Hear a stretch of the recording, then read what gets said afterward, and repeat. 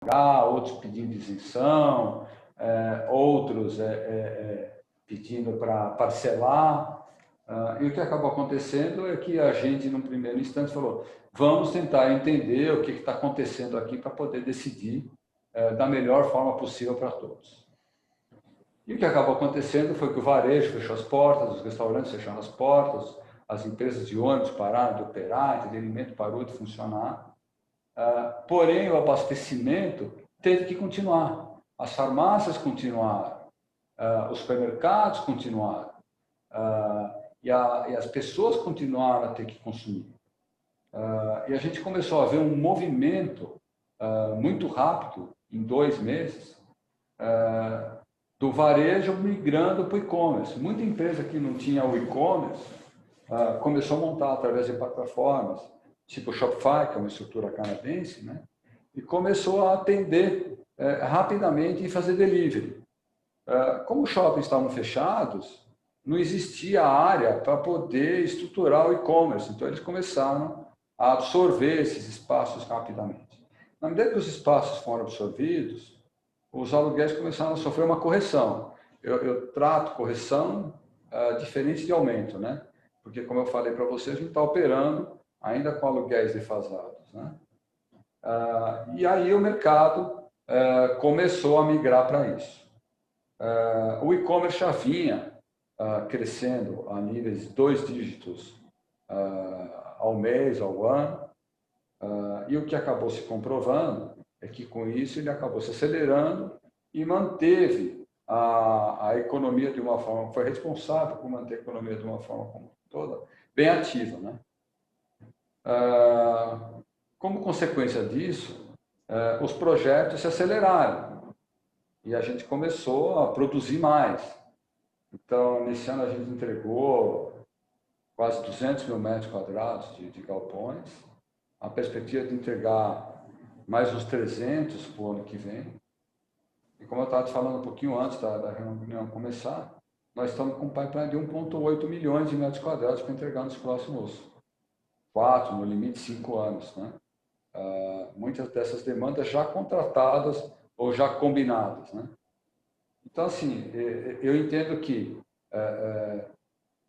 como eu falei antes, o mercado já vinha se desenhando antes da pandemia para se recuperar. A pandemia catalisou esses processos, mesmo com a apresentação de um PIB negativo. Porém, com a possibilidade de um PIB de 4,5% no ano que vem e de mais 3% no ano subsequente, a gente entende que vai faltar espaço logístico.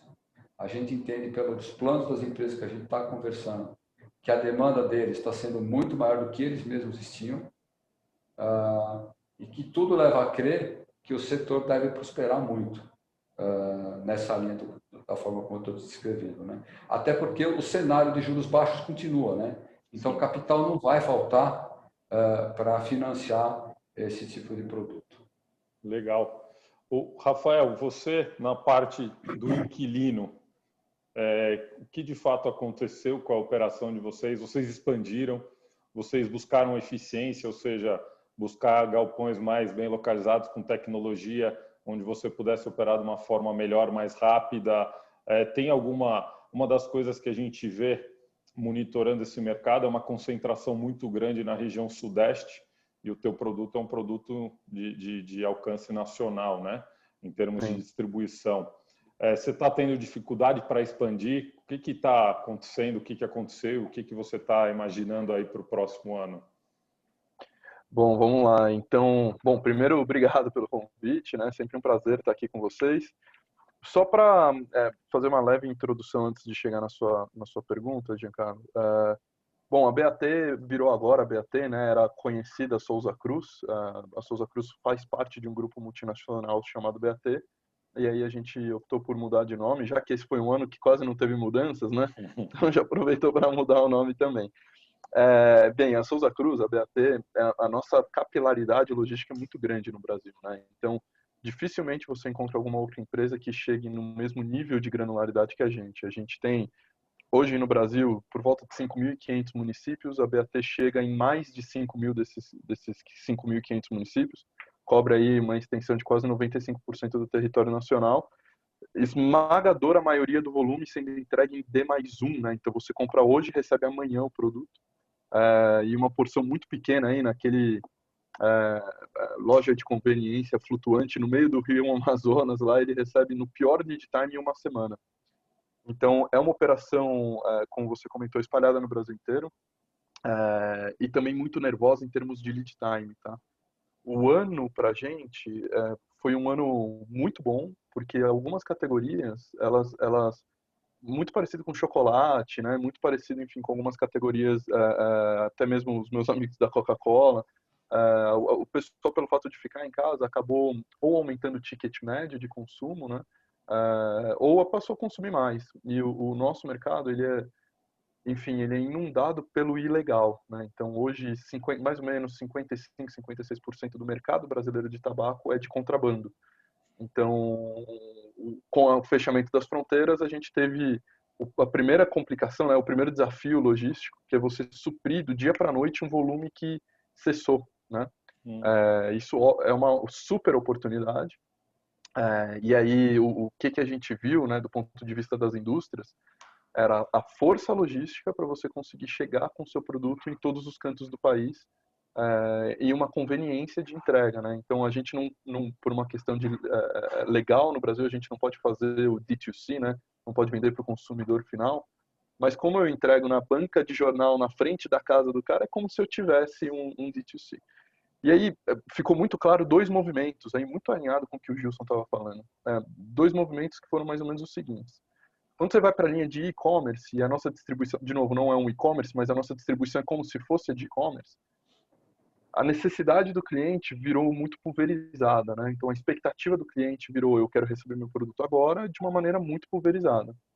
Então os grandes centros urbanos, e esse é um papo que a gente já teve algumas vezes aí com o time de real estate, os grandes centros urbanos eles passaram a dar espaço para pequenos dark depots, né? Para pequenos que a gente chama de urban depots. Então, em algumas das grandes cidades, né, que nem você falava, São Paulo, Rio de Janeiro, o grande centro do Sudeste, a gente chegou a abrir, enfim, o número é confidencial, mas mais do que 5 depósitos urbanos dentro da cidade, porque dentro da cidade você começa, enfim, de novo com dados teóricos, mas você começa a entender que o consumo do bairro de Pinheiros é diferente do consumo do bairro de Osasco. Então você pode ter microdepósitos dentro das zonas urbanas para abastecer mais rápido aquele cara, para, enfim, girar o seu volume mais rápido, para conseguir, de alguma maneira, endereçar o seu volume de uma maneira mais efetiva, né? Você E aí acabou, esse foi o desculpa te primeiro... cortar, mas você acabou de explicar o last mile, né? Que é o que todo mundo fala, que nem o Thiagão falando que eu sou nota de 200, mas todo mundo fala bastante do last mile, mas ninguém tem uma definição clara, né? Do last mile, você acabou de definir que vocês já fazem last mile e brilhantemente você explicou de uma forma bem didática.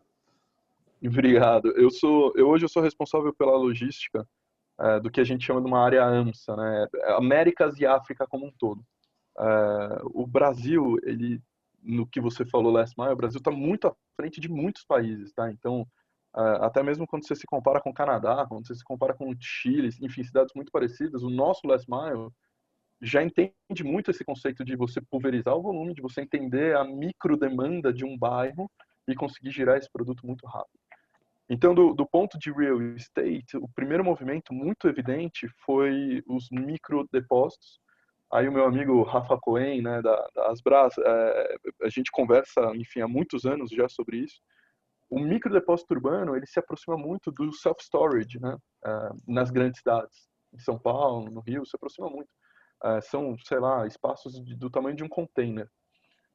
E a gente gira a carga muito rápido. Isso já está muito bem estabelecido dentro da nossa empresa. E aí o segundo movimento que a gente vê dado que eu estou pulverizando tanto, um pouco bem parecido com o que o Gilson acabou de falar, o meu depósito central, ele esvazia, né? O meu depósito central, ele primeiro estava num lugar que até então o preço estava barato, né? Estava aí de 15 anos, que nem o Gilson comentou, os valores começaram a ser, de alguma maneira, reajustados e o volume começou a cair, porque eu comecei a pulverizar esse volume, né, para dentro da área urbana. Então, o segundo movimento foi fechar os grandes depósitos e movimentar eles para regiões onde o metro quadrado ainda é barato. Então, na hora que você faz esse movimento, aí vem uma palavrinha que é quase um jargão, né? Enfim, muito, muito utilizada na logística, mas que nesse ano ganhou muita relevância, que é colaboração. Já que você vai fechar uma estrutura e abrir outra, não faz muito sentido você fazer isso dedicado para você. Faz muito mais sentido você bater na porta do amiguinho do lado, né, da outra empresa, falar, cara, vamos junto, porque a gente divide o mesmo espaço, a gente pega um espaço mais amplo, a gente divide, enfim, custos fixos, né, facilities, utilities e todas essas coisas. Esse é um segundo movimento que já estava mapeado pela indústria como um todo, mas nesse ano ganhou muita atração, tá? E a gente vem fortemente andando nessa direção. Então, tentando aí fazer um resumo, acho que esses foram os dois grandes caminhos que a indústria viu. Armazéns pequenos dentro da área urbana, né? Fazer cross-dockings, dark stores e esse tipo de cross dentro da cidade urbana. E outros armazéns um pouco mais afastados da área urbana, compartilhados, né? Aí são os famosos multi-client warehouses também, né? Que é para você ter uma estrutura mais barata para suprir a área urbana. Foi mais ou menos isso. Não, excelente. E tem uma questão também que eu acho que você, fragmentando a sua carga, que é um objeto de roubo, né, muito forte, você também evita, né, esse roubo de carga. Porque se você tem um caminhão, roubar um caminhão é diferente de roubar uma moto, né? A moto tem uma carga menor, o prejuízo é menor. Então, eram teorias que a gente escutou muito e, de fato, agora você está praticando isso. É muito legal porque a gente já vê uma evolução. Eu participei até com o Gilson em um dos GRIs aqui, que a gente estava discutindo, tinham várias pessoas discutindo a questão do last mile, né? Até o Gilson acho que vai lembrar disso, porque a discussão da indústria é qual o tamanho desse mercado. Tem que entrar caminhão, tem que entrar carro, tem que entrar...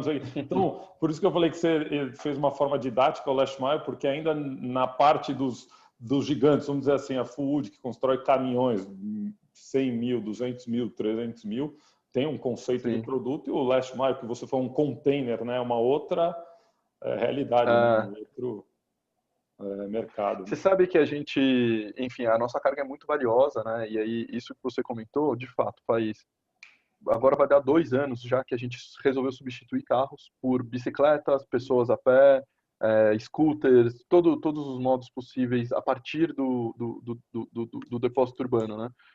O número de roubos se manteve. Então, quando você pega a quantidade, se manteve, porque o número de ladrões que está na rua é o mesmo. Mas o volume roubado caiu para mais de 60%. Caramba. O que é, assim, impressionante. Então, hoje, dentro dos depósitos urbanos, né, dentro ali da área urbana das grandes cidades que a gente tem no Brasil, a gente praticamente não roda mais com carro. E quando roda com carro é o Uber, uberizado, né? Não é o Uber em si, mas é um modo de transporte uberizado. Entendi, muito legal. Vou trazer agora para shopping center, então trazer o Mauro. Deixa eu fazer uma... Claro, Ricardo, por favor. Deixa eu fazer só uma colaboração que eu acho que cabe ainda a gente continuar discutindo mais 2 minutinhos aí o conceito de last mile, né? A gente tem observado aqui os projetos que a gente está desenvolvendo no raio 15, onde a gente imaginava poder fazer um galpão multicompartimentado com vários usuários, que o grande concorrente do last mile são as operações de varejo. Então, todos esses ativos que a gente começou a estruturar para fazer logística para atender last mile, as redes de distribuição de varejo começam a se interessar para fazer a distribuição de multiprodutos. Então, assim, aparece um supermercado que quer ficar com a área como um todo. Aparece um supermercado que quer ficar com o ponto comercial e a operação logística na retroárea. Então, tem sido muito curioso. E a gente começa a entender que o conceito de last mile começa a ficar intimamente ligado ao conceito do pequeno varejista ou do médio varejista, porque eles acabam buscando o mesmo espaço para atender a mesma região de uma outra forma. Então, daquele GRI para esse, essa é a contribuição que eu quero dar no sentido desse sentimento que a gente está tendo. Ou seja, o varejo passa a ser o grande concorrente do last mile. Quando você fala, é legal porque a gente abriu aqui para público diverso, né? Porque normalmente os fóruns do GRI eles são mais exclusivos e aqui a gente abriu para um público grande. E aí, só para esclarecer, quando você fala varejo, muita gente acha que varejo é shopping. Para muita gente, varejo é a loja de rua, né? Então, você fala varejo tanto sendo um shopping center como sendo usado para last mile, que aí eu vou endereçar também ao Mauro essa pergunta, ou só o varejo de rua, ou os dois? Eu falo que é o varejo de rua e o operador do supermercado. Tá bom. Então, você vai nesse operador do supermercado retirar o teu produto, ou você vai, em vez de ir nele, você vai lá e compra. Entendi. E esse cara do e-commerce, então, esse cara acaba virando o verdadeiro last mile, ou seja, uma operação de varejo. Perfeito. A gente volta depois para a logística, eu vou fazer um giro completo por shopping, para escritório, depois volta. A gente, inclusive, está recebendo aqui algumas perguntas que vale a pena. A gente até falou no pré-live, Gil, sobre a questão da tecnologia 5G. A gente volta a falar sobre isso. Tá bom. Agora, entrar um pouco, já agradecer os dois, que foram brilhantes nas respostas, acho que agregou muito, esclareceu muito. Mauro, obrigado por aceitar o nosso convite. Eu acho que é dado que o teu segmento, né, a indústria de shopping, foi o segmento que mais sofreu, foi o segmento que teve lá o fechamento abrupto, né, da noite para o dia. Com certeza. E a gente vem acompanhando, e aí a questão é muito difícil, e eu não vou ficar batendo muito em futurologia, porque eu acho que aqui ninguém tem bola de cristal, né? Mas eu queria entender um pouco, que eu acho que a maior parte das dúvidas que a gente recebe aqui, das questões de shopping, a gente queria entender um pouco, porque os shoppings fizeram alguns movimentos que, não vou dizer no desespero, criaram as áreas de drive-thru, tentaram se reinventar ali rapidamente, o que de fato funcionou, o que de fato não funcionou. E depois eu acabo participando de alguns grupos de WhatsApp só com lojistas, né? Porque a gente monitora o segmento de shoppings e a questão dos lojistas que estão sofrendo muito. E aí eu queria ouvir de você se já existe algum movimento para mudar a forma como o aluguel é cobrado dentro da indústria de shopping centers, porque os lojistas têm falado bastante que o custo de ocupação deles está altíssimo, que eles não vão conseguir sobreviver se vier a segunda onda, não vai ser possível. Enfim, a Brás outro dia soltou um relatório que 11 mil lojas fecharam ao longo do ano, e eu queria ouvir de fato de um especialista de uma empresa que tem vários ativos espalhados pelo Brasil, o que vocês mudaram, que veio para ficar, e aí vai ter um pouco de interface com a logística, e essa questão do modelo do shopping centers baseado nessa alocação, mudando para centro de entretenimento, pegando um pouco essas duas partes para poder pegar a lição aí do ano e o que vem para o futuro. Porque o que dizem é que se mantiver assim, os lojistas quebram, só que um shopping não vive sem lojista e vice-versa, e eu acho que o shopping não vai quebrar, na minha opinião, não é que o shopping não vai existir mais, eu acho que vai ter uma evolução do modelo, mas eu queria ouvir de você um pouco desses assuntos. Obrigado, Giancarlo. Eu queria agradecer aí ao GRI pelo convite. Bom, a relação de aluguel com o lojista é uma relação de oferta e demanda, né? Ou seja, eu acho que antes de mais nada é isso. Ou seja, se você for ver, o que acontece é que os shoppings de maior dominância, que acabam sendo os shoppings de maior sucesso, são shoppings que conseguem ter maiores aluguéis por metro quadrado, mas são também onde as lojas vendem mais. Então, essa relação ela vai continuar. Se você imaginar no longo prazo, eu imagino que possa haver algum tipo de mudança, você tem outras formas de cobrança, mas eu acho que essa transformação não acontece no curto prazo. Lógico que a gente já começa a olhar, entender quais são as possibilidades no futuro, cobrar por fluxo de pessoas dentro da loja, fluxo de pessoas na frente que passam na frente da loja. Você tem várias formas que são avaliadas pelo mercado aí porque o outro lado, né? Ou seja, vão ter várias lojas que estão se deslocando para dentro de shopping que nem buscam venda, né? Buscam mais como mostruário, showroom, e a venda dela vai estar acontecendo no online mesmo, né? Então, isso daí é uma coisa que vai... Mas a resposta principal é o seguinte, nenhuma transformação grande de curto prazo, e essa relação de aluguel é uma relação de oferta e demanda. Shoppings de maior sucesso, de maior dominância, vão continuar cobrando aluguéis diferenciados, shoppings mais fracos vão estar aceitando negociações de aluguéis mais baratos. Eu acho que seria um resumo. Tá. Trazendo para o outro lado, aí, o que aconteceu com a indústria? Eu acho que acontece até uma mistura aí de segmentos, né? O comportamento do consumidor, nesse período, ele mudou, lógico, porque ele tinha uma série de restrições, então, ou seja, o tempo de permanência do consumidor dentro dos shoppings certamente reduziu. Por outro lado, a conversão do consumo desses clientes aumentou, né? Então, você passou a ter shopping com uma frequência menor, porém com uma venda proporcionalmente maior. E, por outro lado, a gente começa a buscar alternativas pelo lado da inovação, pelo lado digital, para facilitar essa interação. Isso foi uma coisa que acelerou demais no segmento, né? Então, ou seja, todos os grandes players do setor investiram muito nessa interação digital. Hoje em dia, o cliente tem a possibilidade de facilitada, né? De entrar desde uma simples operação para um WhatsApp, que ele consegue fazer toda a discussão, muitas vezes até orientada pelos próprios sites dos shoppings ou sites da companhias. Ou seja, você tem essa facilidade aí criada. Você tem também os e-commerces acontecendo, ou seja, não só e-commerce de cada um dos empreendimentos, e-commerces dos grandes operadores de shopping.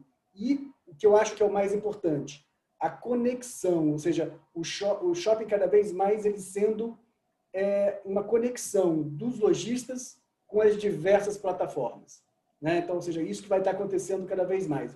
O shopping, um lojista que entra dentro de um shopping, por exemplo, da Aliança Sonae, ele vai estar no curto prazo sendo exposto, ou seja, tendo possibilidades de fazer venda através de outros canais de e-commerce do mercado.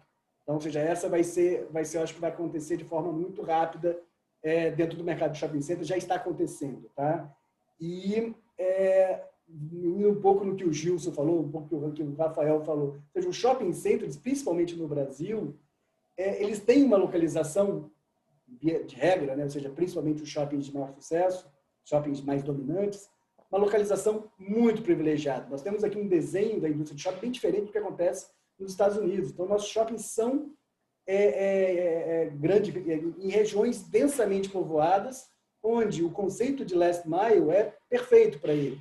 Entendeu? Então, nós temos lá centenas de lojistas, 200, 300 lojistas, com capacidade, com espaço físico e com capacidade de fazer atendimento de last mile, com same day delivery, com same hour delivery, que cada vez mais isso vai estar acontecendo, isso está sendo demais acelerado em todos os empreendimentos. Então, ou seja, essa transformação, eu diria que veio para ficar, é certamente uma transformação que levaria anos para acontecer, e ela vai estar acontecendo, melhor, já está acontecendo, e está de forma muito acelerada, e vai estar bastante consolidada no curto, médio prazo. Então, imagino que isso daí vai ser uma realidade muito evidente em 6 meses, 1 ano. Ou seja, nós temos um diferencial, aí eu falo de uma forma geral no setor, de location. Ou seja, nós temos uma location muito privilegiada, regiões densas, regiões, muitas vezes, de renda qualificada. Então, a gente consegue ter o melhor dos mundos, que é localização com renda, com densidade de renda. Entendeu? Então, ou seja, esses pontos juntos trazem uma grande oportunidade para a indústria de shopping. Como que vocês estão fazendo para capturar as vendas que são feitas online? Porque a base de um contrato de shopping, claro que toda regra tem exceção, é o aluguel mínimo mais o percentual em cima das vendas, né? E aí você fazendo essas vendas online, ela teoricamente não passa pelo percentual que o shopping arrecadaria como base de contrato, né? Vocês estão migrando, estão evoluindo formas de contrato ou isso ainda está muito em discussão? Tem muita discussão isso aí não é uma coisa simples de você estar fechando com a maioria dos lojistas, principalmente os lojistas grandes. O que acho que é importante é o seguinte, a representatividade dessa receita para as empresas de shopping center ela é relativamente baixa. Tá? Ou seja, eu diria para você que menos de 8% da nossa receita é proveniente de aluguel percentual. Tá? Não é que, mesmo assim, não deixa de ser um número relevante. Tá? Mas, certamente, a indústria vai estar evoluindo com possibilidades de estar capturando vendas online dentro de um acordo que caminha para ser fechado com os varejistas. Por exemplo, se ele vender dentro do meu ponto de venda, se a venda acontecer dentro do meu ponto de venda, ele vai estar computando. Ou, por outro lado, se o lojista for somente uma entrega no ponto de venda que acontece no shopping, pode ser que isso não seja cobrado nesse caso. Por outro lado, eu tenho já o lado positivo da frequência. Por outro lado, a gente tem estatísticas de que se o cliente vai no shopping buscar o produto, ele efetua novas compras. Então, pode acabar acontecendo uma operação ganha-ganha entre o varejista e os operadores de shopping, tá? Porque você vai conseguir capturar uma parte desse aluguel, dessas vendas em que pode transformar em aluguel, e você vai capturar também o que para a gente é tão importante quanto, que é esse fluxo que se transforma em vendas adicionais, entendeu? Entendi. Legal. A gente volta depois, eu vou entrar agora na parte de escritórios, aproveitar até que o Max entrou aqui. Bem-vindo, Max. Obrigado, desculpa, tive um problema técnico aqui, mas consegui resolver. Não, imagina, a gente começou falando um pouco de logística, falamos agora de shopping, agora a gente vai entrar nos escritórios. A dinâmica aqui está sendo ouvir o lado dos proprietários e depois a gente escuta um pouco os inquilinos, né? Então, para a parte de escritórios, eu gostaria de ouvir um pouco você na questão como proprietário, né? Lado de um proprietário de grandes espaços, e depois ouvir um pouco a visão do Itaú Unibanco, do Marcelo, que é um dos maiores inquilinos, e o Thiago, que também tem a questão do coworking, né? Que nasceu, na verdade, cresceu muito forte na crise quando a gente teve, que era uma grande opção, e agora passando por outra crise e ver como se adaptou. Então, para o Max, a gente tem começado as perguntas do setor, querendo entender um pouco, quando a gente fala de escritórios, muito se falou, né? E muita gente teve reações imediatas, ou seja, vou romper o contrato porque o escritório vai acabar, é tudo home office, e aí já está se provando que isso não é bem assim. Outras pessoas estão começando, vamos trabalhar com os espaçamentos, então a compensação em vez de devolver espaço e aglutinar, eu vou aumentar os espaços e uma coisa compensa a outra.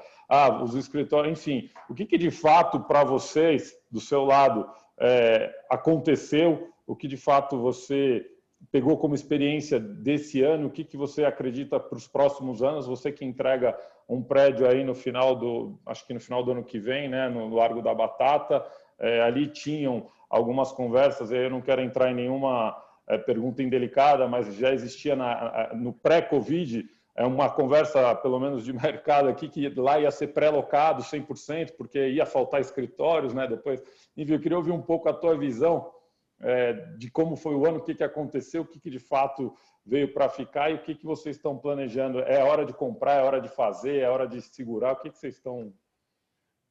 Olha, foi um ano meio assim, meio esquizofrênico, né, cara? De humores variados. Cada hora era uma coisa. Quer dizer, o começo do ano era aquela euforia, como você disse, vai faltar escritório, meu Deus, não tem pipeline de entrega, os preços vão explodir, o aluguel vai voltar em níveis reais ao que ele foi lá no auge do mercado, e por aí foi. Obviamente, veio a Covid e mudou um pouco esse cenário. Daí a gente foi do cenário de euforia para aquele cenário meio que de desespero. Meu Deus, agora tudo é home office. Todas as companhias anunciando que vão colocar todo mundo em home office, sem data para volta, parari, parará, e você assistia lá na CNN, o cara falando que o escritório acabou, você vai ver a profissão do cara era futurólogo, eu falo, pelo amor de Deus, entendeu? E por aí ia, ou era alguém numa companhia de tecnologia que era muito conveniente para o cara falar que ia acabar o escritório porque ele queria vender ali o que seja dele. Mas o fato é que o escritório está longe de acabar. Eu acho que esse período de home office foi uma experiência, vamos dizer, antropológica interessante aí, para ver o que acontece com uma pessoa quando você tranca ele dentro de casa durante 8 meses e você mede a saúde mental da pessoa. O fato é que aí a gente dá risada, mas isso é real, quer dizer, existem estudos estatísticos disso. o número de distúrbios mentais causados por esse confinamento, quer dizer, e o home office é uma parte integral disso, foi enorme, quer dizer, aumento de alcoolismo, de violência doméstica, de divórcio, etc. e tal. Fora que aquele papinho que todo mundo é mais eficiente em home office. Eu vou te falar, olha, sinceramente, eu tenho 5 filhos, não é mais eficiente em home office. Home office com homeschooling é infernal, cara, você não consegue trabalhar. Cada hora pula um lá, pai, o Bluetooth não conectou, caiu, cara, não funciona. Então, eu não acredito que, quer dizer, o home office como uma solução permanente vai perdurar. Agora, eu acho que tem uma lição importante aqui, quer dizer, da pandemia, que talvez a nossa relação com o escritório mudou um pouco. Então, antes do escritório, acho que a maioria das pessoas chegava ao escritório como aquele lugar que eu vou trabalhar e aquilo, eu chego lá, trabalho e vou embora, e não via a importância de outras coisas que existem no escritório que são fundamentais. E que são essas coisas? Quer dizer, para mim, pelo menos, na minha experiência, depois conversando com muitos outros gestores, não gestores de fundo, gestores de empresa, todo mundo sentiu a mesma coisa, quer dizer, número 1, a troca de ideias no ambiente de escritório é muito mais eficiente que a troca de ideias via Zoom ou Teams, porque, na boa, você tem uma ideia, está no escritório, você grita com o cara do lado ali, fulano, tive essa ideia. Você não vai entrar no Zoom, catar o cara, esquece, aquilo meio que morre. Então, essa troca de inteligência é muito mais eficiente. E a outra coisa que eu achei muito difícil fazer, eu acho que é praticamente impossível fazer, é você criar uma cultura de empresa, uma cultura corporativa, trabalhando via Zoom. Quer dizer, eu tive aí, coitado, uns 4, 5 caras que foram contratados pré-pandemia e fizeram o onboarding dos caras durante a pandemia. Os caras ficaram completamente perdidos até a gente conseguir, vamos dizer, abrir o escritório de novo e trazer o pessoal para dentro do escritório, integrar eles na nossa maneira de fazer as coisas, eles conhecerem as pessoas e ter essa integração. Então, acho que, assim, como experiência, o que a gente pode falar é que a pandemia começou desse troço de não vai ter mais escritório e acabou com o escritório, vai continuar existindo, só que as pessoas vão ter uma jornada de trabalho mais flexível. Eu acho isso, sim, veio para ficar. Então, acho que é muito natural hoje, que isso já vinha acontecendo, de certa maneira, eu acho que isso acelerou um pouco, e você, o seu funcionário, quer dizer, usar o escritório como uma base e falar, olha, tem dias que eu preciso efetivamente ir, e tem dias que eu não preciso ir, que eu vou trabalhar de casa e tudo bem, a empresa vai aceitar isso, e essa nova modalidade de trabalho, até com os avanços tecnológicos que aconteceram durante a pandemia, está aí para ficar. Quer dizer, tem muita gente que fala, cara, eu moro meio longe, sexta-feira eu acabo perdendo 3 horas do meu dia no trânsito. Posso trabalhar a sexta de casa se eu me organizar? Pode, ok. Isso vai mudar um pouco o uso de espaços no escritório? Eu acho que talvez mude um pouco, tal, mas não vai ser um declínio radical de falar, não vamos usar escritório. É muito pelo contrário, quer dizer, agora olhando do ponto de vista prático e respondendo um pouco das suas perguntas, quer dizer, a gente tinha um monte de conversas pré-pandemia, tanto para o nosso ativo lá do lado da Batata, como também, quer dizer, por parte da cidade, que não é mais nossa, da BR Properties, que a gente estava entregando e a gente acompanhou a locação com eles. E o fato é que, olha, no começo as conversas super quentes, chegou a pandemia, deu uma esfriada, o pessoal colocou tudo on hold, mas assim, colocou tudo on hold em tudo, praticamente, eu vou dizer, até em logística, cara, que é o setor mais animado, o pessoal para tomar decisão demorou um pouco. E o que a gente está vendo agora é que as conversas voltaram. Elas tinham esfriado completamente, então, agosto, setembro, eu falei que as conversas que eu estava tendo lá em fevereiro, março, estavam mortas e elas voltaram, reativaram com a mesma força que anteriormente. O fato quer dizer, se você olhar o mercado de escritório em São Paulo e dissecar ele em categorias, para o AAA, você continua tendo um mercado relativamente apertado, quer dizer, não tem muita vacância e não tem muita coisa entrando também, quer dizer, tem o Parque da Cidade, tem a gente lá da Batata, tem o Birman aqui do outro lado da rua, cara, meio that's it, entendeu? Não tem muito mais coisa. E esses prédios estão sendo tomados. Então, para aquele ocupante que precisa do AAA, a situação está ficando cada vez menos opções, vamos dizer. E aquela debandada que achavam que ia acontecer, por enquanto não aconteceu. Quer dizer, eu vi muita conversa de gente falando vou devolver, mas apertar o botão, efetivamente, eu não vi ninguém fazer, ou ninguém relevante. Então, eu acredito que vai ter uma acomodação, o uso vai mudar um pouquinho por causa dessa dinâmica de entrar e sair, então talvez esse conceito de você não ter mais a sua mesa no escritório e ter lá um hot seat onde você chega, pluga seu laptop, você vai embora, leva aquilo embora, no outro dia um outro cara usa aquela mesma estação Eu acho que isso vai acontecer mais e mais, mas não acho que, de maneira alguma, o escritório está fadado a ser uma classe de ativo que vai morrer no tempo. E eu acredito que até, quer dizer, na saída da pandemia, essa vontade de interação humana e de agregação vai fazer as pessoas terem vontade enorme de voltar para o escritório rapidamente. Quer dizer, eu vejo como é a própria equipe aqui, quando abriu o escritório, eu nunca vi tanta gente feliz entrando pela porta. Todo mundo com um sorriso enorme, falava, não aguentava mais, que bom que estar de volta nesse ambiente. Então, continuando animado com a classe de ativo. Só para finalizar, quer dizer, pergunta se é o momento de comprar, de vender. É um momento difícil, porque olhando para a dinâmica de preço de locação, se a economia voltar minimamente, e eu tenho uma visão um pouco negativa da economia, eu acho que a gente vai crescer 4% no que vem, mas parabéns, crescemos 4%, acabamos 2021 abaixo de onde acabou 2014. Quer dizer, a pior década econômica do Brasil desde 1901. Chamando a década perdida dos anos 80, não, foi essa. Então, quer dizer, mesmo com essa economia fraca, eu acredito que não vai ter muito espaço sobrando em prédio AAA. Então, a dinâmica de locação é uma dinâmica positiva no tempo. Dito isso, quer dizer, a gente tem uma taxa de juros historicamente baixa e o preço dos ativos está bem carregado. Então, quer dizer, você tem que ser um pouco de believer, cara, para você comprar um prédio agora. Você tem que acreditar que você vai ter uma dinâmica de locação que vai subir substancialmente para acomodar no futuro algum aumento de taxa de juros aí que possa impactar o preço desse ativo e que, de certa maneira, você consiga se compensar com um aluguel que suba em termos reais. Então, assim, eu estou um pouco neutro na classe de ativo por causa disso, mas não por causa do problema de locação quer dizer, o futuro da classe de ativo, e sim por um problema de precificação hoje, que eu acho que os preços estão bastante puxados. Eu só vou aproveitar que você também tem bastante contato com fundos, etc., e captação. Estão surgindo muitos fundos. Toda hora alguém liga, estou formando um fundo, você gestor, você não sei o quê. E tem muita liquidez no mercado, tanto logístico mais do que de escritório, e tem muito dinheiro vindo, né, para o nosso setor. Né? Então, qualquer pessoa que conhece, me conhece, que acha que trabalha no real estate, tá bombando o seu setor, daí você pega a bolsa, mais de 1 milhão de pessoas investindo em fundos imobiliários. Só que a gente acaba vendo alguns exageros, né? Por parte até, tem gente captando muito dinheiro, está com dificuldade de alocar e fazendo algumas coisas meio esquisitas, vamos dizer assim. O que na tua cabeça e na tua visão como empresário você tem para falar sobre essa questão, esse excesso de dinheiro e essa... Exuberância racional, como diz o Alan Greenspan. Quer dizer, excesso de liquidez causa, consequentemente, você tem excessos em tudo e a gente sabe como é que acaba a história.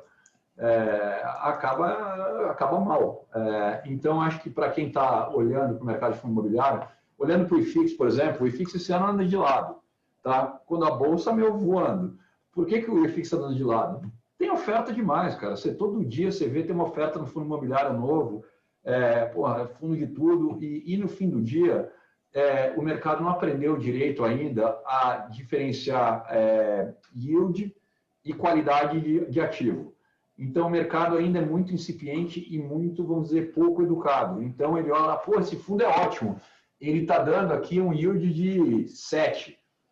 Você fala, mas está no yield de 7, o que tem dentro desse troço aí, cara? Você vai ver lá que tem uma lixarada desgraçada, fim de contrato build to suit, que na virada do contrato vai despencar e o cara está comprando aquele troço, vai ter o yield de 7 durante ali 2 anos e depois o cara vai tomar uma lambada. Então, tem muito disso no mercado hoje, eu acho que tem que tomar cuidado. Mas isso é normal, quer dizer, é da natureza do mercado de capitais. Quando o mercado está bom, cara, companhia ruim também abre capital na bolsa, entendeu? Tem tudo que a porcaria que lista, cara. É a janela do cara, o cara vai lá e enfia. Então, o mercado está um pouco assim, mas ele já deu uma acalmada, entendeu? Aquela farra que teve, que ia qualquer coisa, já parou. Se olhar as últimas colocações de fundo imobiliário, aí, com poucas exceções, e deram os fundos que tinham bons gestores e bons ativos e uma precificação correta, os caras estão tentando colocar mágica ali, não estão conseguindo mais, sabe? Está empacando, o cara sai para captar 500 pau, capta 100. Então, o mercado está um pouco, vamos dizer, um pouco saturado aí de oferta. E eu acho que ano que vem é um ano de depuração, quer dizer, todos aqueles caras que captaram dinheiro prometendo coisa mirabolante, vão ter que entregar, cara. Porra, sabe, não conheço o gestor Houdini ainda que consegue tirar coelho da cartola. Chega uma hora que a renda garantida acaba, e o cara garantiu uma renda num patamar que não existe, cara, e daí o cara não vai conseguir locar nunca aquilo. Na verdade, esse troço de renda garantida é um instrumento meio exótico, né? Eu estou surpreso que a CVM permite isso. Porque no fim do dia é um exercício de futurologia. Você está falando para o cara, olha, eu vou alugar esse galpão daqui a 2 anos, ou esse prédio de escritório daqui a 2 anos, uma taxa X. Ok, mas, cara, a gente vai ver quantos desses gestores vão efetivamente conseguir executar isso. Se os caras conseguirem executar, parabéns, merecem ser premiados e merecem ter confiança no mercado para fazer isso de novo. Sim. Agora, eu imagino que boa parte desses gestores não vão conseguir entregar.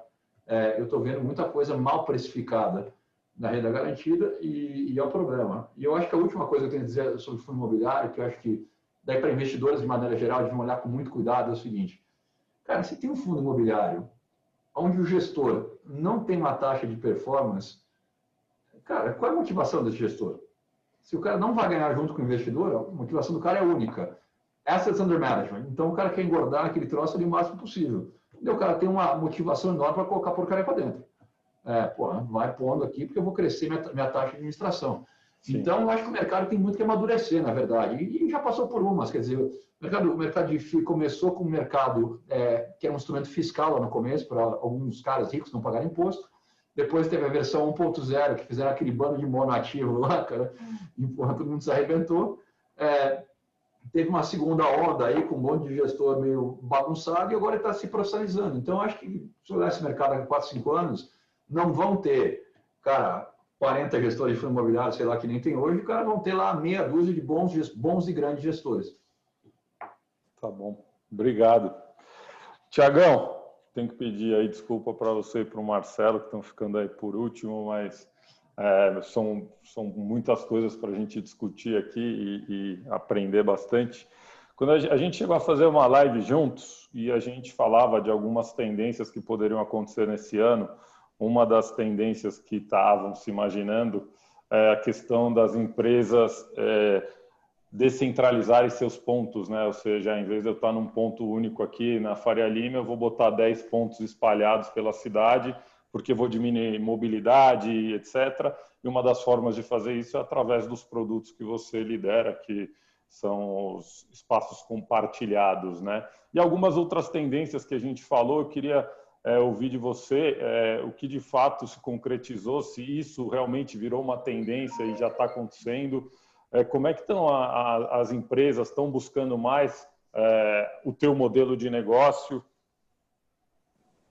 Olha, Giancarlo, primeiro, boa tarde a todos. Sim, esse ano foi um ano de muita transformação para todo o mercado imobiliário, né, o mercado de escritórios, e ele reforçou muito do que a gente trouxe lá atrás, como aquelas tendências naquelas lives, né?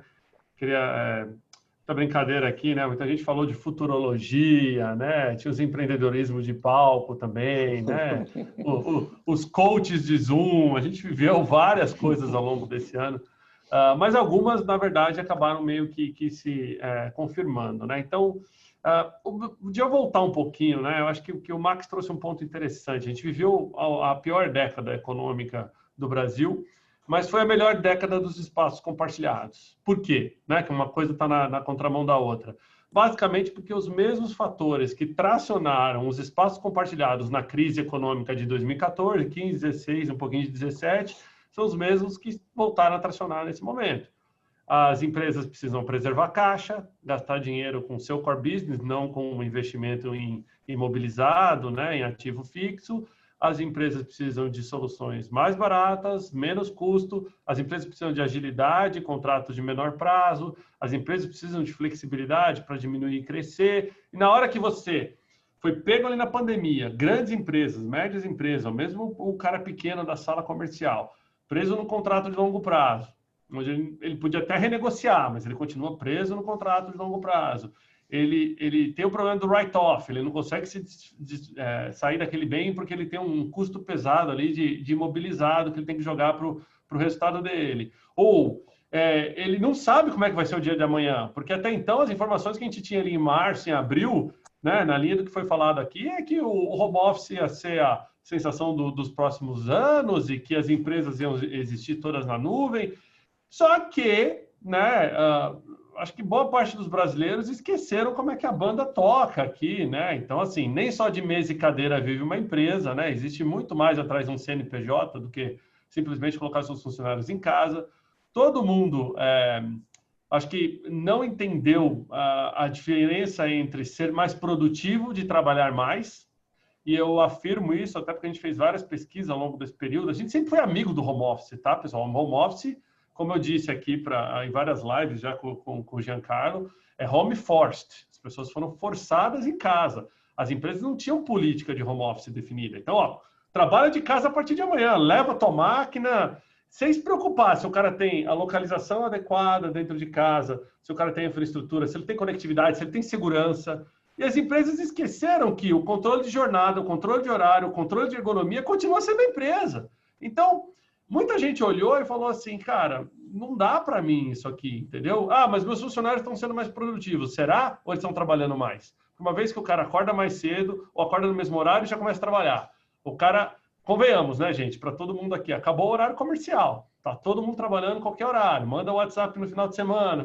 Então, assim, as pessoas começaram a confundir produtividade com excesso de trabalho. Só que isso, a partir do momento que a gente tiver já um fim da pandemia, uma retomada mais forte dos negócios, vai começar o que o Brasil tem de mais especial aqui, que é a nossa jabuticaba brasileira, chamada legislação trabalhista. Tá? Eu já tenho visto N clientes buscando espaços agora por questões trabalhistas, seja porque já foram notificados por sindicatos, ou porque já foram notificados por funcionários, ou até mesmo na linha do que foi trazido aqui antes, de depressão de funcionários, pessoal que está sozinho, ou porque eles perderam o sentimento de cultura das empresas. Então, o que todos esses fatores fizeram? Fizeram com que as empresas fossem para o mercado, mas alguns ensinamentos bacanas da pandemia com certeza ficaram. Um deles, reduzir mobilidade. Então, se eu posso fazer com que as pessoas se desloquem menos, eu vou ganhar um pouquinho de tempo produtivo. Então, essa tendência, as empresas querem escritórios fora dos grandes eixos? Também, não necessariamente só fora dos grandes eixos. Então, assim, vai desaparecer Faria Lima e Vila Olímpia? Nunca. Vai desaparecer Paulista? Nunca. Mas será que uma empresa grande precisa fazer com que todos os seus funcionários acordem de manhã, um cara de 80 quilos entra num carro de 1.600 quilos, gasta 10 litros de gasolina para chegar num prédio para trabalhar 8 horas, e no final do dia ele faz a mesma coisa, sendo que talvez ele poderia ir para um lugar mais próximo, que ele vá a pé, ou que ele vá né, de um transporte uma mobilidade mais eficiente. Então, as empresas começaram a repensar. Esse é o conceito do Squad Office, né, que são os escritórios de equipe, Anywhere Office, escritório em qualquer lugar, né, Regional Offices, né, escritórios satélites, e por aí vai. Isso fez com que nós, por exemplo, mudássemos a nossa perspectiva e começamos a fechar unidades onde não fazia mais sentido. Por exemplo, se eu tenho 10 unidades na Vila Olímpia, eu quero ficar com 10 na Vila Olímpia, então eu prefiro trocar uma na Vila Olímpia e ficar com 9, só que eu abri Lapa, abri Santo Amaro, né, abri Tatuapé, abri uma segunda unidade em Alphaville, Rio de Janeiro, por exemplo, onde a gente pegou até de um grande concorrente nosso que saiu pela porta dos fundos, pegamos Ipanema, por exemplo, né, que foi abandonado lá e que é um bairro que o carioca quer trabalhar. O carioca da Zona Sul não quer sair da Zona Sul. Ele não quer, ainda mais no meio da pandemia, ele não quer ir para Botafogo, ele não quer ir para o centro trabalhar agora. A gente acompanha as taxas de vacância do Rio de Janeiro. É impressionante como a gente vê a vacância da cidade e a gente olha a ocupação dos espaços flexíveis totalmente inverso. Né? Por quê? Exatamente por esses fatores. Então, assim, empresa que quer estar mesmo nos grandes centros comerciais, ela passa a considerar o espaço flexível que talvez ela não considerava antes, pelos fatores que eu falei antes. Empresa que não quer estar nas grandes regionais, a única opção dele começa a ser espaço flexível ou sala comercial. E a gente sabe o trabalhão que é sala comercial, né? Aliás, está para aparecer ainda o futurologista que vai trazer o futuro das salas comerciais aqui, que não seja negativo, mas a gente sabe, né, a quantidade... principalmente nessa pandemia, né, o custo médio de aluguel da sala comercial despencou absurdamente, muito pior do que qualquer outro mercado. Exatamente porque a sala comercial não entrega o principal ponto que os coworkings entregam, que é o serviço agregado. Então, estou feliz, porque eu entrei num ano onde a gente já sabia da pandemia, porque já estava acontecendo em outros mercados, a gente já tinha essa noção, um ano de dificuldade para todo mundo, né? Ninguém passou ileso nessa pandemia, nem os coworkings, muito coworking pequeno fechando, que é ruim para o mercado, mas, por outro lado, faz parte. Nem todo mundo está na bolsa, capitalizado, é diferente. A nossa empresa levantou 320 milhões de libras durante essa pandemia para comprar concorrente, para vocês terem uma ideia, entendeu? Eu estou fazendo vários estudos no Brasil de aquisição, já pegamos unidades de concorrentes que quebraram, e vai continuar nessa tocada. Mas aí é diferente, a consolidação de mercado, né? Infelizmente, a gente tem esses movimentos, ou felizmente, né? No nosso caso, temos esses movimentos.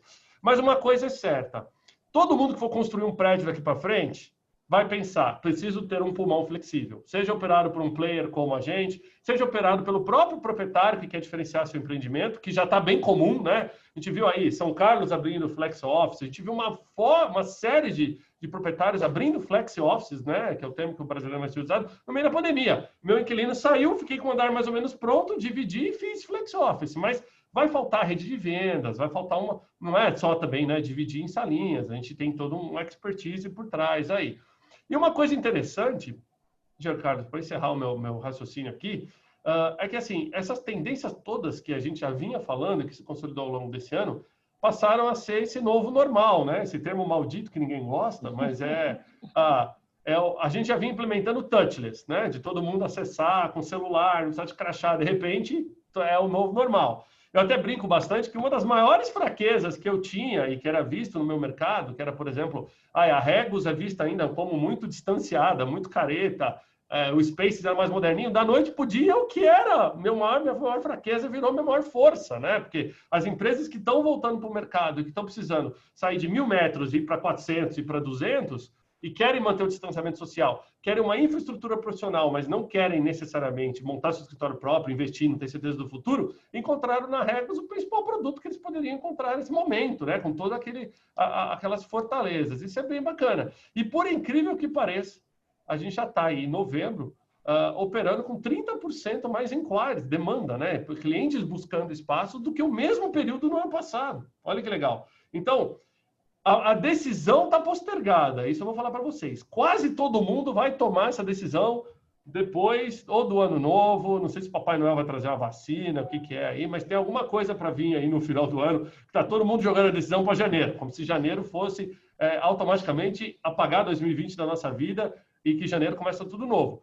Não sabemos ainda o quão forte é a atração no primeiro trimestre. O que eu posso te falar é que a gente já viu outros mercados entrando e saindo, é que assim, a segunda onda é um question mark gigantesco no mercado imobiliário. Tá? A primeira onda não era, porque a primeira onda, quando ela chegou aqui, a gente já tinha países saindo da primeira onda. Então, você tinha a China, por exemplo, crescendo, você tinha a Índia crescendo. Então, você fazia aquele benchmarking. Essa segunda onda, não, pegou quase todo mundo ao mesmo tempo, né? E a gente está na mesma vibe de Europa, na mesma vibe dos Estados Unidos. Então, eu acho que ainda tem um tempo de consolidação, né? Em termos de qual que vai ser o metro quadrado a ser pago em principais clusters, é um question mark ainda, né? O IGPM, infelizmente, aí, né, é um índice que está se comportando de maneira totalmente contra tudo que a gente está vendo na economia, né? A 20 e poucos %, se não me engano, eu vi esses dias lá no Sila, que é quase impossível, né? Se virar para um inquilino hoje, todo mundo teve que negociar a sua base de custo, né? Até porque a gente abriu mão de parte da receita também.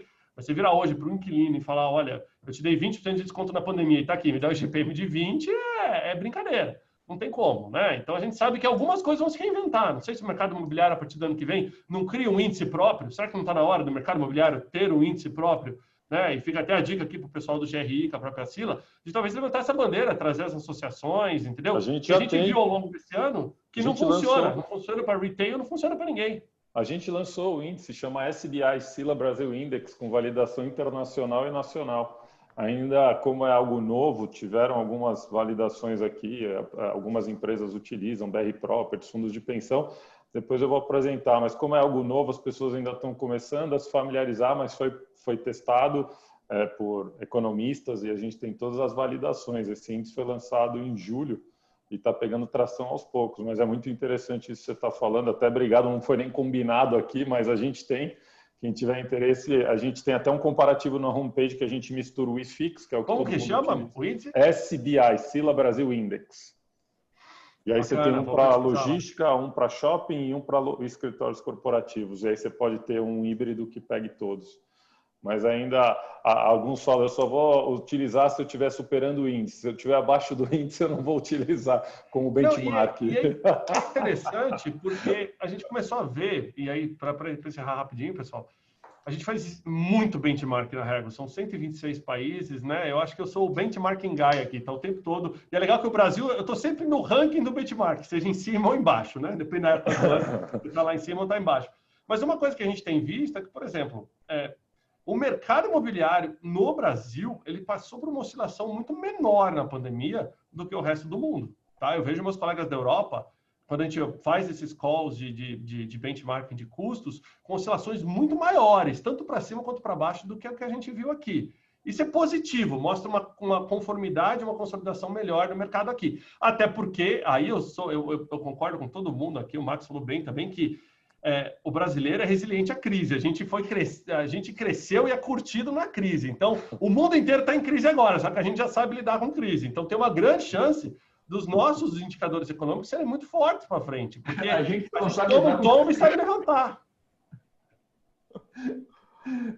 Com a crise a gente aprendeu muito bem, cara. Eu queria ter uns anos assim de bull market, cara, que os anos de horror eu já aprendi. Legal, muito bom, Tiagão. Obrigado. Marcelo, desculpa aí, você... Marcelo, você representa um dos maiores inquilinos de escritórios em São Paulo, que é o Itaú, e o Itaú vem fazendo um movimento que acabou até chocando algumas pessoas que não estão acompanhando o dia a dia do Itaú, né, com grandes devoluções. E essas devoluções, muita gente que não tem o contato e não tem o conhecimento do dia a dia acha que foi por conta de home office, Covid, etc., mas eram coisas já programadas, né? Ninguém sai da noite para o dia devolvendo tanta área assim. Eu queria que você explicasse um pouco, como o maior inquilino de escritórios, o que vocês já vinham programando antes da crise, o que vocês fizeram ou tiveram que adaptar durante a crise para vocês poderem seguir, porque, de fato, o home office entrou no mercado financeiro, muita gente ainda fala que vai manter home office, o que eu acho, como o Max bem falou, o Thiago já falou, enfim, eu não sou defensor do home office, pelo contrário, mas eu queria que você, como o maior inquilino e que, de fato, movimenta bem as absorções do mercado, o que aconteceu, o que vocês fizeram e por que o Itaú começou a devolver área? Tá bom. Explicar um pouco esse contexto que a gente até conversou no nosso último bate-papo. Essas devoluções, elas foram oriundas de um projeto que o banco começou há 4 anos atrás, que a gente chamou internamente de projeto mobilidade, né?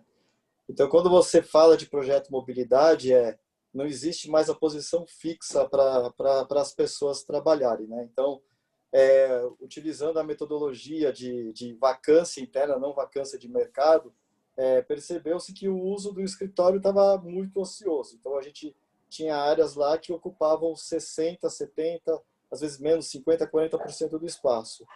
Então, o que a gente fez? A gente desenvolveu um projeto, claro, tem que fazer com que o espaço se adeque a essa necessidade, e a gente passou 3 anos, um investimento enorme do banco, em mexer em todas as áreas, criar os ambientes colaborativos, tirar os porquinhos, criar as condições de infraestrutura, Wi-Fi para todo mundo. Então, foi um investimento muito grande durante 3 anos, né, para permitir esse uso da posição sem dono. E o final da linha, claro, é a devolução dos prédios. E a final da linha nesse projeto foi justamente planejado para ser executado esse ano, né? E aí entrou a Covid nesse processo todo, essa pandemia, essas discussões aí de devoluções. Só que a gente já tinha uma programação que a gente está concluindo agora, não devido ainda à Covid, tá? É tudo devido a esse projeto de mobilidade. Então, assim, pensando no banco, em áreas administrativas em São Paulo, a gente tem em torno de 400 mil metros quadrados. A gente aplicando aí 15%, 20% de mobilidade, potencialmente a gente tem quase aí, chega a ter 80 mil metros quadrados de potencial de devolução, sem pensar ainda no uso do home office, né? Então, esse movimento a gente esgotou agora, a gente devolveu 3 importantes prédios aqui em São Paulo, polos importantes aqui, que o mercado acho que ficou conhecendo, que foi um na Brigadeiro Luiz Antônio, um outro lá no ITM, o Expo, que a gente está finalizando a devolução agora, e o W Torre lá na Marginal Pinheiros. Então, são 3 grandes devoluções, são realmente praticamente 80 mil metros quadrados de escritórios que a gente está devolvendo, mas mesmo assim a gente ainda tem um volume grande de espaço, tá? E o banco continua investindo aí, existem grandes projetos saindo do banco. O banco está construindo uma nova torre, que vai sair no primeiro semestre de 2022 também, com mais de 30 mil metros quadrados aí de escritórios. Enfim, então existia um planejamento anterior que está finalizando agora, que esse é o primeiro ponto. O segundo ponto é a Covid. O que o banco enxerga sobre esse momento do home office, né? Então, assim, claro que o banco não pode fechar os olhos dessas novas oportunidades. Então, existe um movimento interno, né, em relação à busca de eficiência, né? E claro que a gente é sempre questionado, a área de patrimônio, sobre o que a gente pode trazer de novas oportunidades aí em busca dessa eficiência. Mas a gente entende, o banco entende que o espaço, ele, de novo, ele é o resultado de uma mudança de mindset, de uma mudança cultural, de uma mudança comportamental das pessoas, tá?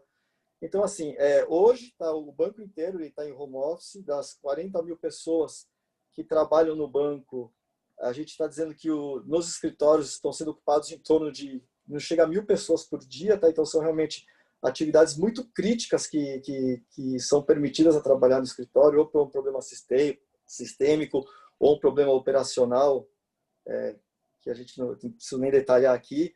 Mas, enfim, e o fato o home office, ele é um sucesso, né? Ele é um sucesso neste momento, é aquilo que as pessoas aqui já comentaram antes.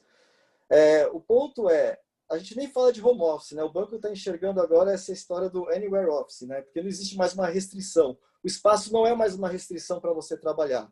Então, assim, vários paradigmas internos do banco foram quebrados, inclusive em relação à contingência. A gente devolveu muito espaço de contingência também, não há mais necessidade de uma contingência.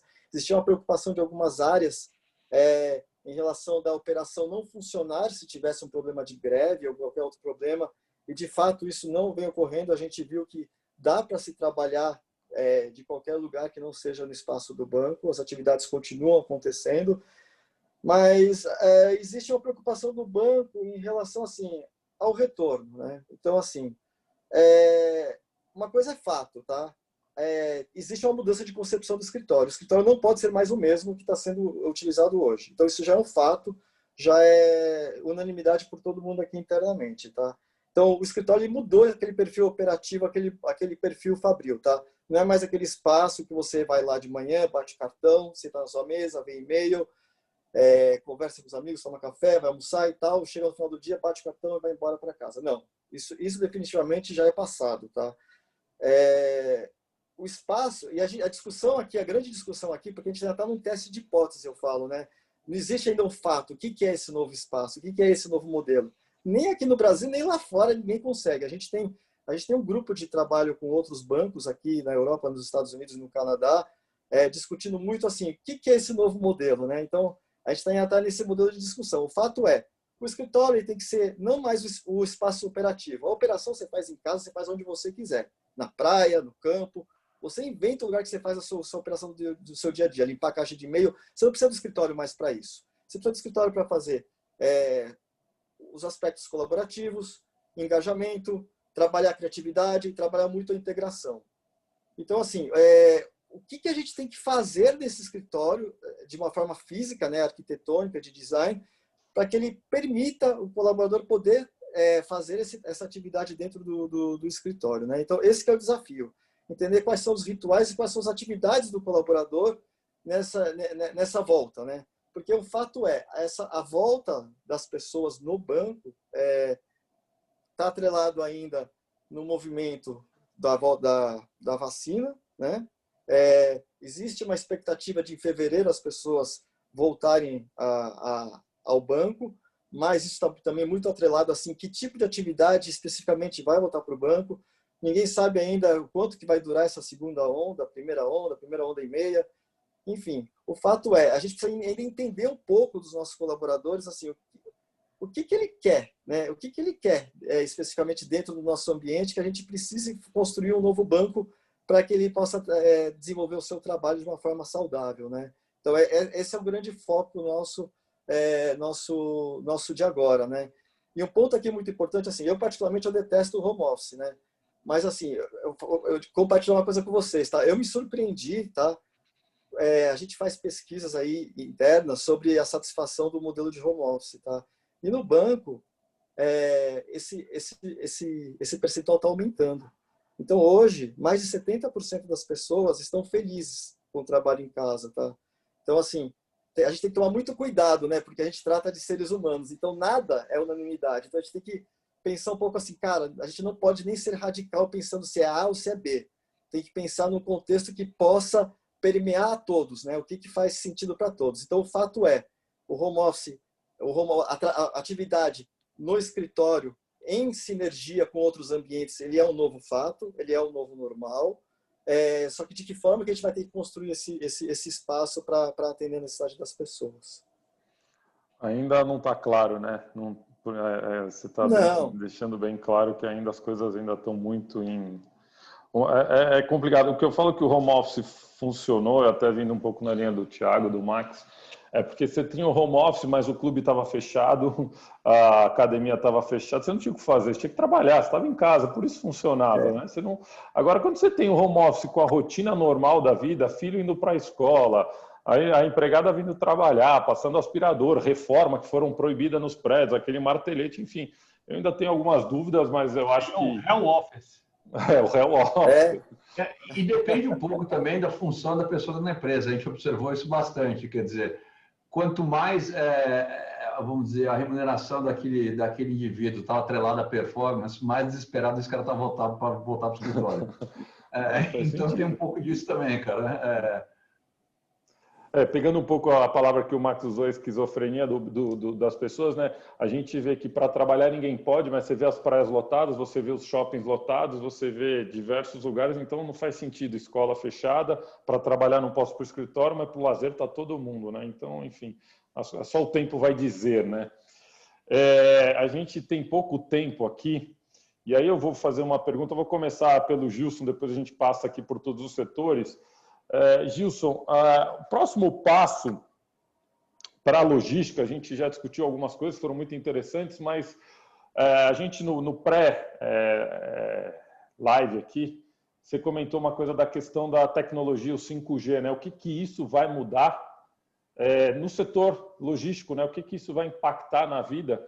Depois, se a gente puder ouvir um pouco do Rafael, que é o inquilino de logística, a gente passar pelo shopping, pelo Thiago como escritórios, o Max pode falar dos 3 segmentos, né, que ele atua, shopping, escritório, etc. E o Marcelo também falando um pouco, porque de todos os setores eu acho que a logística vai ser mais impactada, porque o nosso inventário ainda é muito obsoleto, né, tem muita coisa que enfim, qual que é a sua opinião em relação ao que a tecnologia vai fazer com a nossa logística? O seu microfone está travado, Gilson.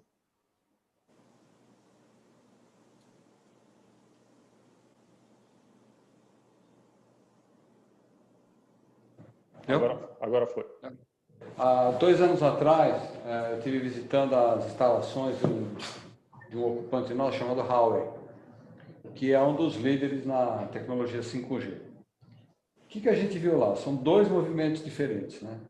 Um é a velocidade da informação. Ela praticamente passa a ser pontual. Então, quando você começa a trabalhar com logística, a informação, você aperta ela chega antes de você conseguir entender o que está acontecendo. Ela, de fato, ela é muito rápida, né? Com relação ao tamanho das antenas de transmissão, elas diminuíram muito, estão mais leves e cada vez ocupam menos espaço, né? E, por sua vez, a automação dos galpões passa a ser um negócio muito mais eficiente, com muito menos parafernália de operação. A operação da automação ela passa a ser muito mais simples. Tudo que era feito por grandes mecanismos de operação passa a ser feito por pequenas máquinas muito mais rápidas. Então, com isso, o picking acaba se tornando uma atividade muito mais rápida e o giro de estoque nessas empresas passa a ser uma coisa praticamente pontual. A gente fez até uma live também durante essa pandemia com o Mercado Livre e que eles falaram que ainda tinham, por conta até do tipo de propriedade que o Brasil tinha um inventário, enfim, e que até os métodos construtivos eles tinham muito problema para poder, não o Mercado Livre, mas um conceito geral de trazer a tecnologia, robotizar, porque se você tem um mínimo de poeira, o robô não funciona, o desnível de piso, enfim, isso aí está passando por uma mudança onde você vê isso uma realidade num curto espaço de tempo, porque até a gente olhar robô operando é uma coisa um pouco distante, apesar da Embraer já ter aqui no Brasil algumas empresas, poucas, né?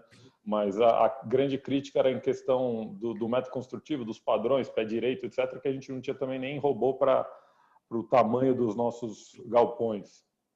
A gente vê o que eu vi como demonstração deles dessa tecnologia, operando toda a wireless dentro do galpão de 40 mil metros, sim.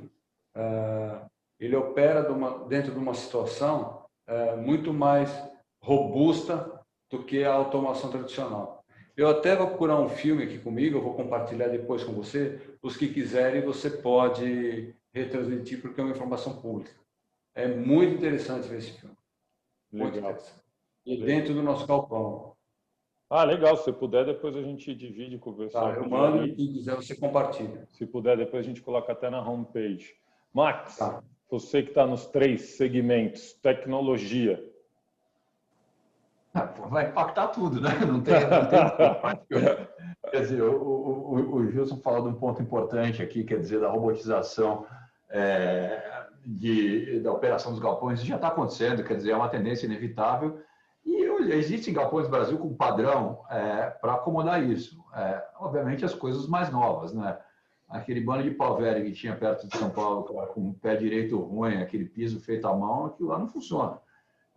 Mas é normal, cara. Isso também aconteceu nos Estados Unidos. Quer dizer, o galpão, a gente tem muita discussão com os investidores de fora do Brasil, e é uma discussão que se tem pouco no Brasil quando se adquirem imóveis, e quando esse imóvel vai ficar obsoleto, cara.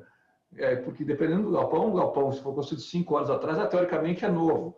Mais ou menos, entendeu? Porque se for construído de uma certa maneira, ele já é velho. Não velho por idade, mas velho por obsolescência. Então, isso definitivamente pode transformar um monte de coisa sendo comprada em coisas com pouca utilidade, num tempo até talvez mais curto que as coisas imaginem. Isso no setor de logística.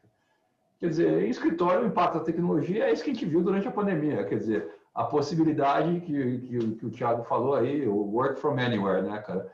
De você trabalhar da praia, tá? Apesar que a gente viu que não funciona tão bem também, que dá uma cada pau de internet.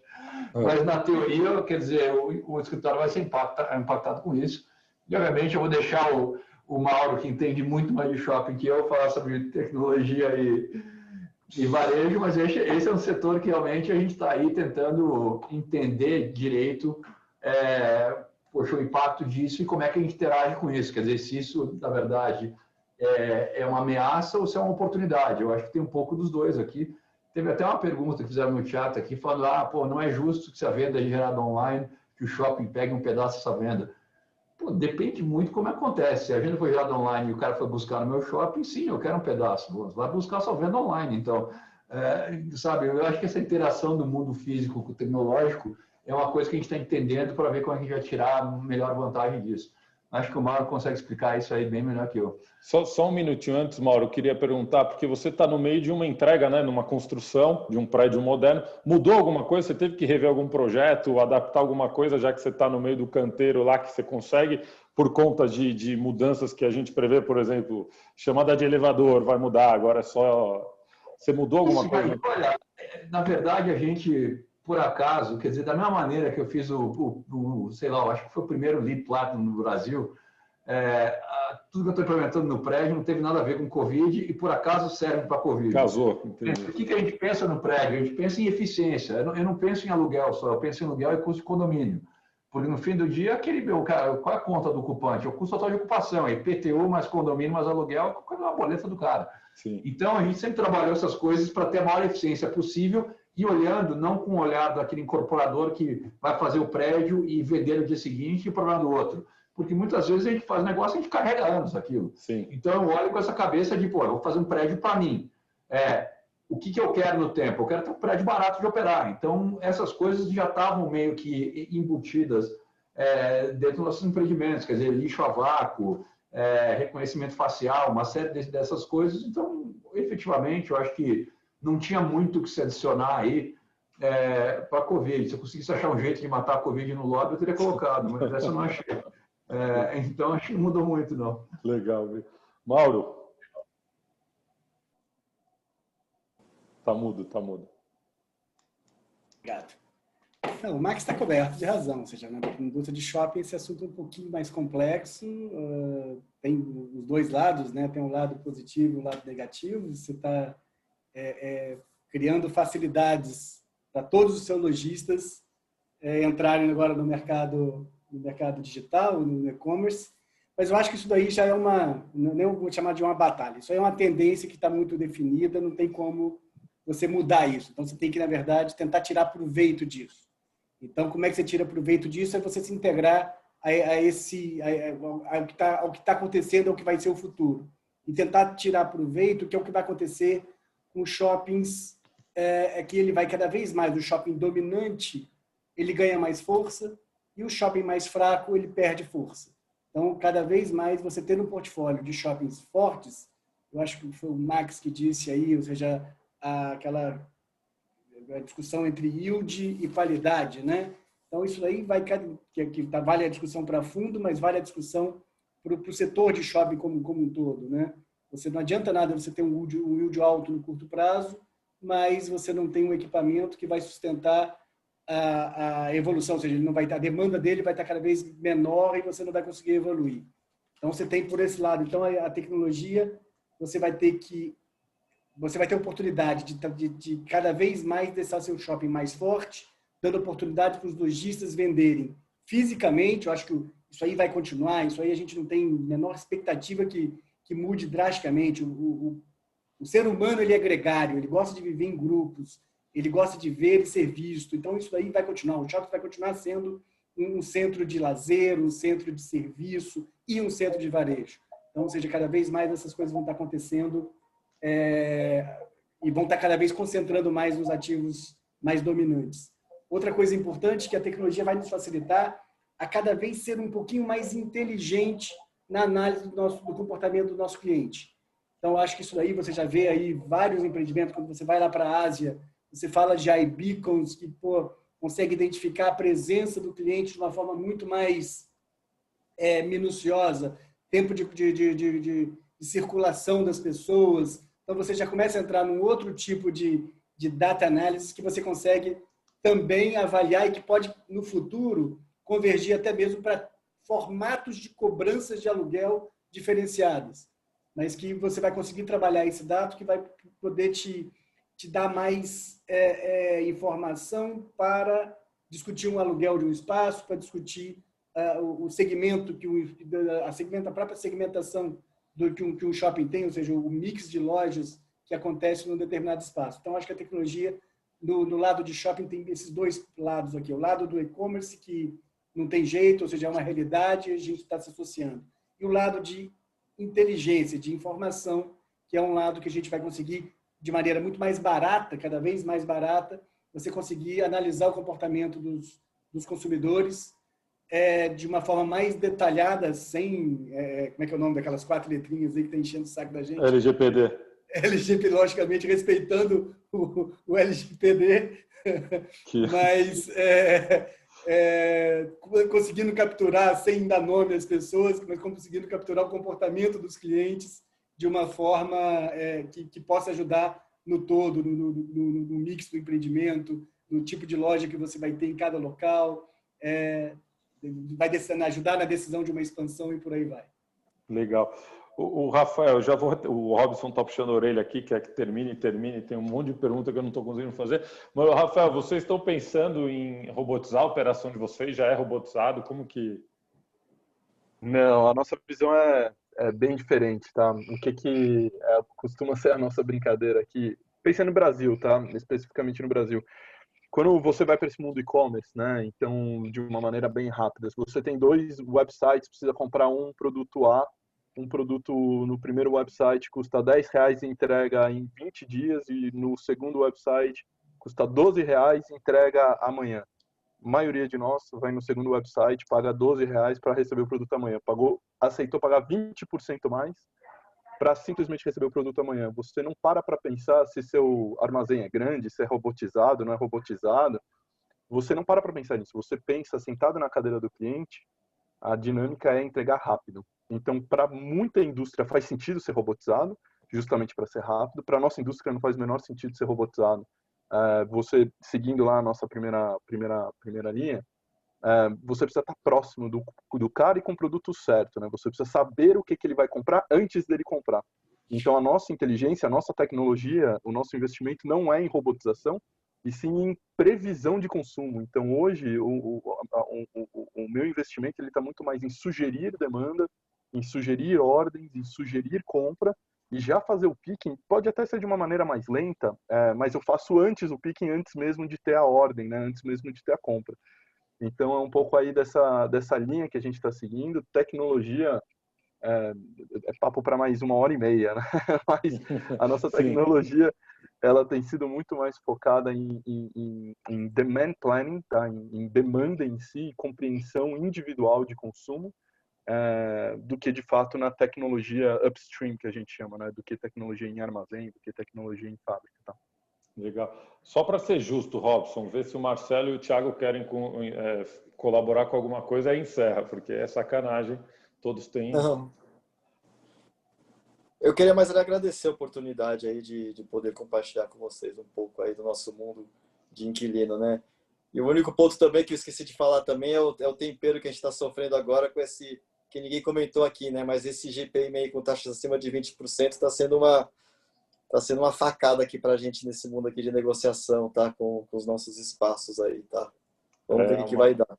É uma pauta Eu já peguei dívida em GPM. Paguei. Por isso que agora a gente vai usar o IGPG, o Índice Geral de Preços do Giancarlo. Não, é o SBA, é profissional.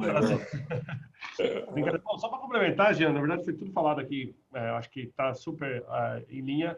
Eu só acho que a gente tem que se imaginar agora, em termos de tecnologia, tanto o 5G quanto IoT, etc., vai fazer com que escritórios sejam cada vez mais inteligentes. A gente falou muito disso no passado, mas a verdade é que não era tão inteligente assim, né? A gente ainda tem prédio com elevador inteligente que, se você for nos andares baixos, você digita o andar, ele fala que não existe, porque você tem que ir no andar alto para digitar. Então, assim, a inteligência depende do usuário.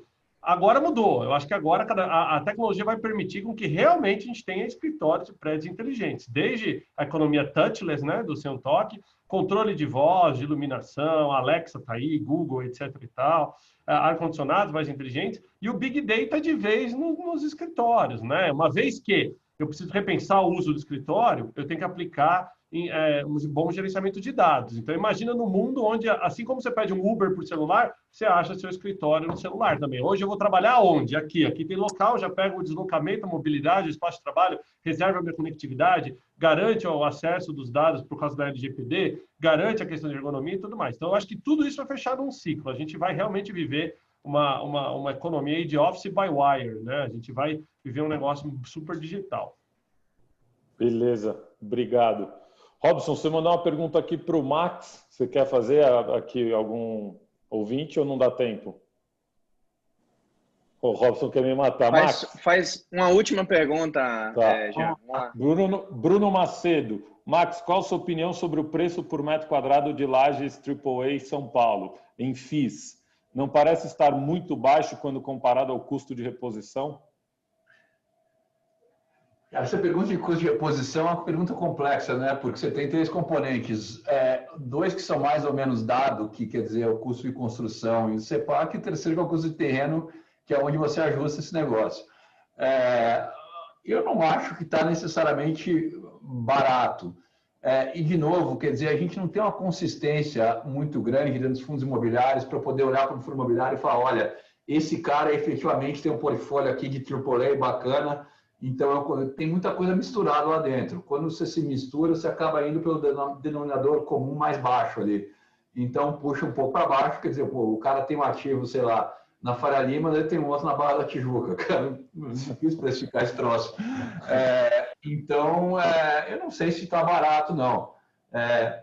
Eu também, assim, olha, eu acho que olhando para fundos imobiliários e companhias listadas de escritório, talvez tenha uma preferência pelas companhias listadas por qualidade de portfólio versus FII, que é um pouco diferente aí do que eu vejo em logística, por exemplo, que eu acho que tem fundos imobiliários com bons ativos, outros não tanto, mas se olhar bem, tem fundos com bons ativos. Então, não sei, eu sou cético para falar que não estou achando nada barato no Brasil hoje, mas sei lá, eu tendo a ser mais pessimista que a média. Então, barato não está, mas se eu acho que está absurdamente caro, não. De novo, a gente volta para aquela questão que eu mencionei no começo. Quer dizer, se você acreditar que os preços de locação vão subir mais rápido que a taxa de juros nos próximos 2 anos, eu acho que dá para comprar com tranquilidade. Mas daí essa análise de cada um, quer dizer. Legal.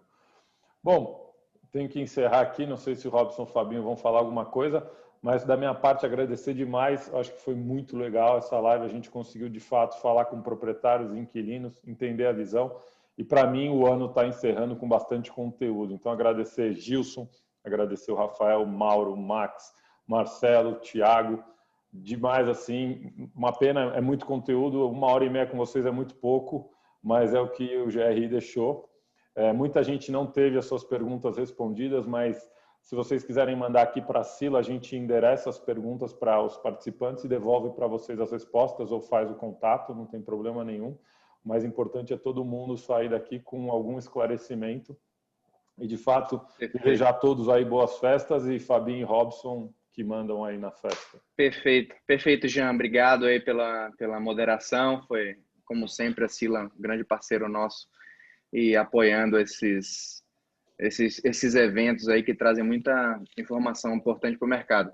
Desejar a todo mundo um excelente fim de ano. Não sei se eu desejo a todo mundo que passe com suas famílias ou se passe em casa quietinho, porque a gente não tem a mínima ideia mais do que a gente tem que desejar, mas que o ano acabe logo e que a gente comece em 2021 para a gente ver o que vai acontecer. O Thiago não sabe também, ninguém sabe o que vem em janeiro aí, mas eu acho que já vai ser melhor do que o 2020. Talvez, né? O que esperamos. Vamos nessa. Obrigado a todos e vamos para 2021. Obrigado, Jean. Obrigado. Tchau. Obrigado, gente. Um abraço. Obrigado. Tchau. Abraço. Até mais. Tchau, tchau. Tchau, tchau.